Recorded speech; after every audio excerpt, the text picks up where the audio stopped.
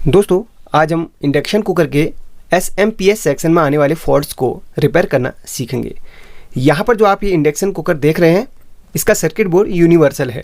Basically सबसे ज़्यादा जो आपको लोकल वाले या फिर यूनिवर्सल वाले देखने के लिए मिलते हैं सभी में एक सा PCB इस्तेमाल होता है। वैसे भी जितने कंपनी के होते हैं उनके बोर्ड भी सेम इन्हीं की तरह होते हैं। सारे कंपोनेंट एक ही जैसा वर्क करते हैं, बस उनका डिज़ाइन थोड़ा अलग होता है। समझने पर बात होती है, बाकी आप आसानी से ये सब काम सीख सकते हैं।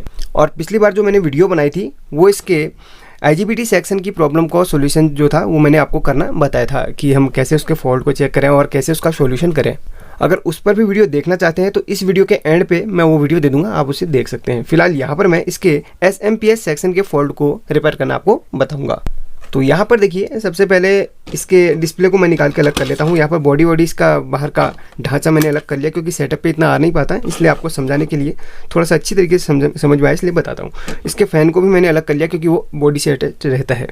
अब यहाँ पर देखिए फॉल्ट किस जगह पे है। आपको मैंने 2-3 दिन पहले बताया था कि यहाँ पर 2 सेक्शन में फ्यूज़ बना होता है। एक जो है IGBT सेक्शन के लिए अलग से फ्यूज़ रहता है और एक फ्यूज़ आपका इस SMPS सेक्शन के लिए रहता है। जो फ्यूज़ IGBT सेक्शन के लिए इस्तेमाल होता है वो आपको इस तरफ दिखेगा और बाकी आपको SMPS सेक्शन के लिए यहाँ पर एक रेजिस्टेंस के तौर पे एक फ्यूज़ लगा होता है जो कि इस सेक्शन को प्रोटेक्ट करता है। यहाँ पर देखिए, सबसे पहले तो आप अगर इधर का फॉल्ट है तो उसके लिए तो मैंने वीडियो बना के रखी हुई है, उसको आप देख लीजिएगा। इसके बाद में यहाँ पर ये फ्यूज़ बिल्कुल ओके है, जैसे कि मैं आपको दिखा देता हूँ। इसको कंटिन्यूटी पे सेट कर लिया है और आप देखेंगे कि जो आपका IGBT सेक्शन के लिए फ्यूज़ रहता है वो बिल्कुल ओके है, यहाँ पर कोई ख़राबी नहीं है। लेकिन SMPS सेक्शन के लिए जब खराबी आती है, जब इसमें शॉर्टिंग वगैरह कुछ भी होती है तो ये वाला फ्यूज़ आपका उड़ जाता है। तो यहाँ पर देखिए ये रेजिस्टेंस कुछ ओम्स की रहती है, 10-20 ओम्स के आसपास की रहती है। तो यहाँ पर ये उड़ गई है, फटी हुई है। यहाँ पर एक कॉर्नर पर आपको दिखाऊँगा तो फटी हुई है, जैसे कि आप इस कॉर्नर पर देख सकते हैं। अब यहाँ पर अगर बिल्कुल ओके रहती तो यहाँ पर कुछ ना कुछ यहाँ पर शो करता। यहाँ पर कुछ शो नहीं कर रहा, इसका मतलब ये ख़राब है। तो रेजिस्टेंस के ख़राब होने का कुछ ना कुछ शॉर्टिंग वगैरह रहा होगा, इसलिए ख़राब होगा। तो यहाँ पर या तो फिर आपका कैपेसिटर ख़राब होगा, या तो फिर आपका ये छोटा वाला नीला वाला कैपेसिटर ख़राब होगा, या तो ऐसी ख़राब होगी, या तो आपकी डायोड वगैरह जो है ये ख़राब हो सकते हैं। इसीलिए यहाँ पर रेजिस्टेंस ख़राब हुआ है। कभी कभी रेजिस्टेंस वैसे भी ख़राब हो जाता है, लेकिन ज़्यादातर जो ख़राब होता है वो शॉर्टिंग की वजह से होता है।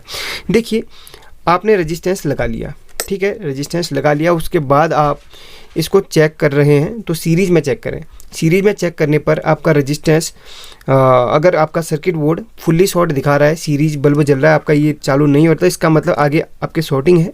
तो आपको रेजिस्टेंस के साथ साथ कुछ ऐसे कंपोनेंट भी बदलने होंगे जो कि यहाँ पर शॉर्ट हुए होंगे। देखिए, अब आपको बताता हूँ। सबसे पहले इतना सेक्शन हमने यहाँ पर चेक करना है। इससे पहले हमने इसका जो IC तक के लिए जितने कंपोनेंट आपके आ रहे हैं वो सब चेक करने हैं, क्योंकि प्राइमरी सेक्शन का अगर फॉल्ट आपका कोई होगा तो मिल जाएगा, तो उसी में आपका काम बन जाएगा। वैसे जो फ्यूज बर्नर का प्रॉब्लम होता है वो प्राइमरी सेक्शन से ही आपका कंप्लीट हो जाता है 90% केस में।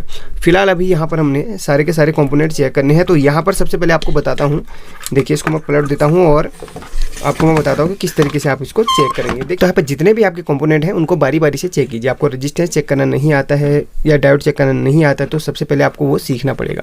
देखिए, इस पर मैंने बहुत सारी वीडियोज़ बनाई हैं, आप ज़रूर देखिएगा। बाकी आपको डायोड पर अगर शॉर्टिंग एक बेसिक तौर पे आपको बता दूँ, अगर वो वीडियो नहीं भी देखना चाहते तो बता देता हूँ। अगर आपका डायोड ख़राब रहेगी तो दोनों तरफ से वह शॉर्टिंग दिखाएगी, वरना डायोड एक तरफ से आपका कुछ वैल्यू दिखाएगी और एक तरफ से कुछ नहीं दिखाती है, ठीक है। और ये जो नीला वाला जो कैपेसिटर है, जो भी कैपेसिटर है, भले नीले वाला हो, ये NF हो, PF हो, या फिर आपका ये बड़ा वाला कैपेसिटर हो, जो भी कैपेसिटर आप देखते हैं PCB में, वो कभी भी शॉर्टिंग नहीं आना चाहिए। आप हमेशा याद रखिए, कैपेसिटर जो पैरेलल पे लगते हैं वो कभी भी शॉर्टिंग नहीं आना चाहिए। कैपेसिटर शॉर्टिंग आप ये दिखा रहे हैं तो कैपेसिटर को निकाल के चेक कीजिए। कोई भी कंपोनेंट यहाँ पर शॉर्टिंग दिखा रहा है तो उसको निकाल के चेक करना है। फिलहाल यहाँ पर देखिए, मैं सबसे पहले तो यहाँ पर इस रेजिस्टेंस को चेक कर ही लिया है क्योंकि ये बिल्कुल बंद है। देखिए, यहाँ पर कुछ वैल्यू दिखा रहा है, इसका मतलब आगे शॉर्टिंग आ रही है। तो रेजिस्टेंस के दोनों सिरों में यहाँ पर कुछ ना कुछ दिखा रहा है, इसका मतलब दिक्कत है। अब यहाँ पर इस रेजिस्टेंस को चेक करते हैं। देखिए, यहाँ पर भी कुछ ना कुछ दिखा रहा है। अब यहाँ फिलहाल शॉर्टिंग तो नहीं है, कुछ वैल्यू दिखा रहा है। अब यहाँ पर इस डायोड को चेक करते हैं। डायोड की वैल्यू दिखाता हूँ आपको। तो डायोड की वैल्यू तो बिल्कुल बढ़िया है, यहाँ पर ओके बता रहा है, 4007 नंबर का है। और साथ में ये कैपेसिटर दोनों चेक करते हैं। चलिए, यहाँ पर पहले नीले वाले कैपेसिटर को चेक करते हैं। इसकी 2 लेग ये हैं तो यहाँ पर नीले वाला कैपेसिटर बिल्कुल ओके है, कोई शॉर्टिंग नहीं बता रहा। अब बड़े वाले कैपेसिटर को चेक करते हैं, ये वाले कैपेसिटर को चेक करते हैं। चलिए, तो यहाँ पर ये कैपेसिटर, तो यहाँ पर ये कैपेसिटर यार शॉर्ट बता रहा है, आपको दिखाऊं तो ये कैपेसिटर यहाँ पर शॉर्ट बता रहा है। तो इसका मतलब कैपेसिटर में शॉर्टिंग हो सकती है। लेकिन आपको मैंने बताया था दोस्तों, कैपेसिटर में शॉर्टिंग अगर दिखा रहे तो कैपेसिटर को निकाल के आपने चेक करना है, कंफर्म करना है कि कैपेसिटर में शॉर्टिंग है या फिर आगे किसी और जगह इसमें शॉर्टिंग है। तो यहाँ पर जो कैपेसिटर शॉर्टिंग हमारा बता रहा है उसको हम बाहर निकालेंगे। तो बाहर निकालने के बाद कंफर्म हो पाएगा कि कैपेसिटर ख़राब है या फिर बोर्ड में कोई और कंपोनेंट ख़राब है। तो चलिए यहाँ पर इसको हम बाहर निकाल लेते हैं। तो यहाँ पर चलिए ये बाहर निकल चुका है, तो इसको रखते हैं साइड पे और इसको हम थोड़ा सा बोर्ड पे इसके होल्स को क्लीन कर लेते हैं। अब यहाँ पर देखिए, सबसे पहले जो कैपेसिटर के पॉइंट हैं उनको हमें चेक करना है कि उसमें शॉर्टिंग आ रही है कि नहीं, इसको कंफर्म कर लेंगे। तो उसके बाद हमारा जो है पता चल जाएगी यहाँ पर शॉर्टिंग। देखिए अभी कुछ भी शॉर्टिंग नहीं है, अब कुछ भी यहाँ पर शॉर्टिंग नहीं है। चलिए अब कैपेसिटर को ही चेक करते हैं। तो कैपेसिटर को चेक, यहाँ पर देखिए ये कैपेसिटर यहाँ पर देखिए फटा हुआ है, तो यहाँ पर इस तरीके से ढका हुआ था, मुझे भी अंदाज़ा नहीं चला। तो यहाँ पर चलिए, हाँ देखिए कंफर्म हो गया कि कैपेसिटर यहाँ पर बिल्कुल शॉर्ट है। तो कैपेसिटर के फटने या फिर शॉर्ट होने की वजह से यहाँ पर सर्किट बोर्ड में जो फ्यूज है, रेजिस्टेंस है, वो उड़ चुका होगा। अब यहाँ पर कोई शॉर्टिंग नहीं है, तो कैपेसिटर यहाँ पर लगा लेंगे, उसके बाद हम फिर इसको चेक करेंगे। उससे पहले आपको और भी मैं बता देता हूँ, अगर आपके पास ये फॉल्ट नहीं है, मान लिया जाए कैपेसिटर का फॉल्ट आपका नहीं है, तो आपने चेक क्या क्या करना है। देखिए यहाँ पर आप बेसिकली जो भी आपको पहले तो आप इन डायोड को चेक कर लीजिए। डायोड में आपका फॉल्ट, ये वाली जो डायोड है इनको भी आप चेक कर लीजिए, कोई दिक्कत नहीं है, इनको आप चेक कर लीजिए, कहीं पर आपका शॉर्टिंग नहीं है ये कंफर्म कर लीजिए। तो डायोड को चेक करने के बाद आप इस वाले कैपेसिटर को भी चेक करेंगे, इसमें भी कोई शॉर्टिंग नहीं आनी चाहिए। और उसके बाद जो आपका शॉर्टिंग का रहता है, इस डायोड को तो आपने चेक करना ही करना है साथ में। उसके बाद जो आपका शॉर्टिंग का प्रॉब्लम होता है वो आता है इस आईसी से। देखिए इस आईसी में, इस आईसी के 4 लेग, अब अगर आपके पास ये बोर्ड है तो वहाँ पर आईसी की 4 लेग एक साथ अटैच्ड होंगी, और यहाँ पर इसमें और इसमें आपका शॉर्टिंग नहीं आनी चाहिए। आप कभी भी ध्यान रखिएगा, आईसी के इसमें और इसमें शॉर्टिंग नहीं आनी चाहिए। तो यहाँ पर देखिए कैपेसिटर के जो एक पॉइंट है वो यहाँ से होते हुए आपका इस आईसी से अटैच्ड रहता है ये वाला, और एक पॉइंट आता है इस जगह पे। तो इन दोनों में शॉर्टिंग नहीं होनी चाहिए, आईसी के ये 4 पॉइंट और इस तरफ के पॉइंट में। या फिर आपके आईसी के इन पॉइंट और इन पॉइंट में भी शॉर्टिंग हो सकती है, इसमें भी शॉर्टिंग हो सकती है। अगर मान लिया जाए आपकी जो यहाँ पर शॉर्टिंग है कैपेसिटर पे आ रही है, कैपेसिटर निकालने के बाद भी आपने देखा कि अभी भी शॉर्टिंग बनी हुई है, कैपेसिटर आपका बिल्कुल ओके है, तो ऐसी कंडीशन में आपने इस आईसी को, देखिए इस आईसी को आपने चेंज कर लेना है। ये आईसी जो है आपकी जिस नंबर की भी रहेगी, यहाँ पर मेरे पास जो कार्ड है इसकी जो आईसी है उसका नंबर है DZ09 है। तो आपके पास जो भी रहेगी वो आप उसको चेंज कर लीजिए। ज़्यादातर इसमें वाइपर 12A का भी यूज होता है, तो यहाँ पर बिल्कुल सेम लेग की मत लगाइएगा, वहाँ पर आप उसका पिन आउट वगैरह देख के आप उसको लगा सकते हैं, लेकिन आप उसको तब लगाइए जब आपको पता हो कि वहाँ पर वो काम करेगी। ठीक है, ये तो हो गया कंफर्म ये शॉर्टिंग वोटिंग का। अब बात करते हैं सेकेंडरी सेक्शन की। तो इस तरफ का रहता है, इस तरफ का जो ज़्यादातर जो फॉल्ट आता है वो आपका माइक्रो कंट्रोलर आईसी से आता है। इसमें आपको एरर वगैरह देखने के लिए मिल सकता है, डेड भी आपका ये सिस्टम हो सकता है। तो ऐसी कंडीशन में माइक्रो कंट्रोलर भी ख़राब हो सकता है। बाकी आपको बता दिया शॉर्टिंग का, तो शॉर्टिंग का जो प्रॉब्लम है यहीं से सॉल्व हो जाता है। ज़्यादातर माइक्रो कंट्रोलर की प्रॉब्लम बहुत कम आती है, जो बेसिकली आपको ज़्यादातर प्रॉब्लम इंडक्शन पे देखने के लिए मिलेगी, वो आपका इस सेक्शन से और यहाँ पर IGBT सेक्शन से क्लियर हो जाएगी। तो आपको बता दिया, आप टोटल मिला के सारी बातों की एक ही बात आपको बता दूं, अगर आपका इस तरफ के सेक्शन में फॉल्ट है IGBT के सेक्शन में, तो IGBT को आप निकाल के चेक कर लीजिए, कोई उसमें ख़राबी तो नहीं है। इस पर मैंने वीडियो बनाई है, आप देख लीजिएगा।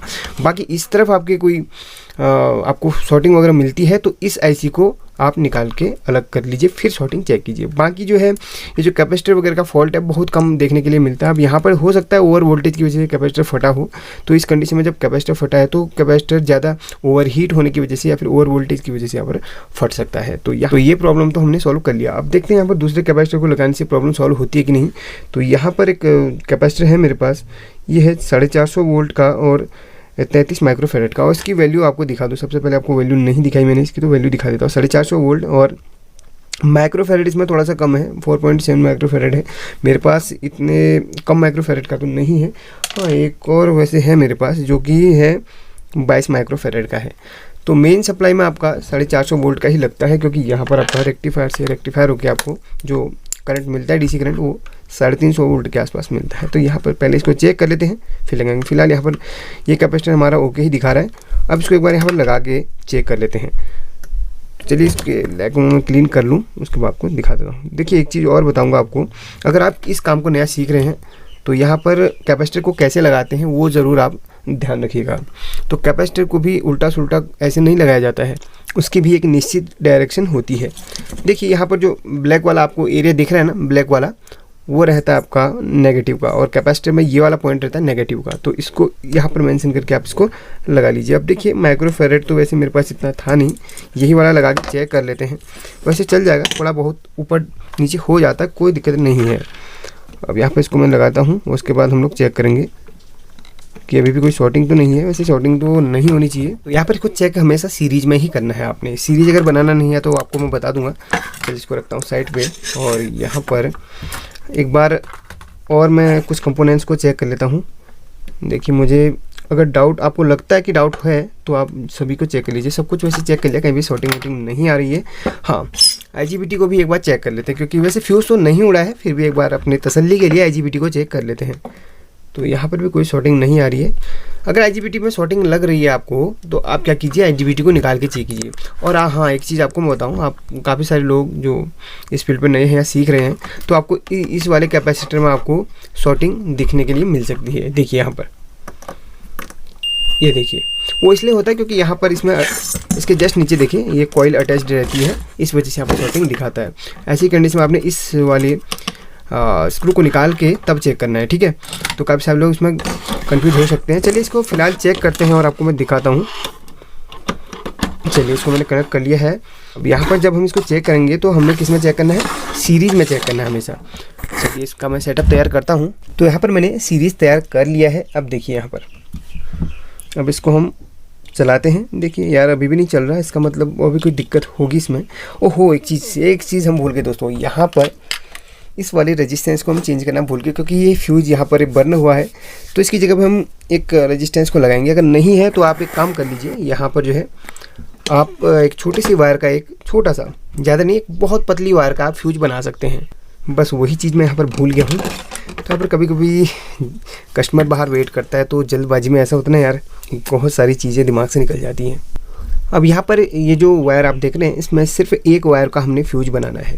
उसके जस्ट नीचे मैं यहाँ पर पहले इसको चेक करने के लिए लगाता हूँ, बाद में फ्यूज को मैं यहाँ पर मोटा वाला फ्यूज यहाँ पर बांध लूँगा। फिलहाल यहाँ पर इसी को मैं यूज़ करता हूँ। चलिए यहाँ पर इसमें इसको कनेक्ट कर लिया है और यहाँ पर इसको कनेक्ट कर लेता हूँ। फिलहाल चेक करने के लिए मैं इसी को यूज़ कर रहा हूँ, बाद में चेंज कर लूँगा।